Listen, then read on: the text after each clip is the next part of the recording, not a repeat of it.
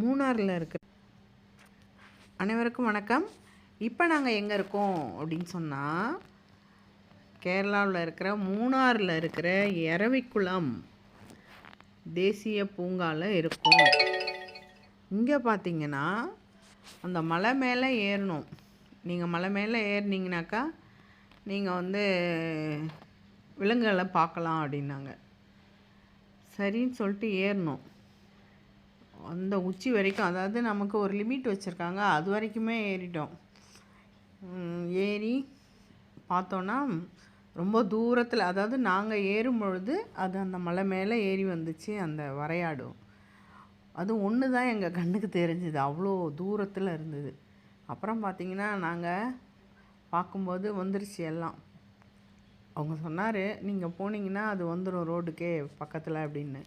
அதே போல் வந்துருச்சு நிறையா.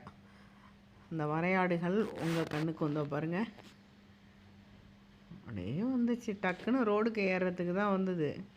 நிறையா பேர் நிற்கிறத பார்த்தோடனே அது கொஞ்சம் யோசிச்சுது. சரி, இந்த வரைன்னா உங்களுக்கு தெரியும், மலைன்னு பேர்.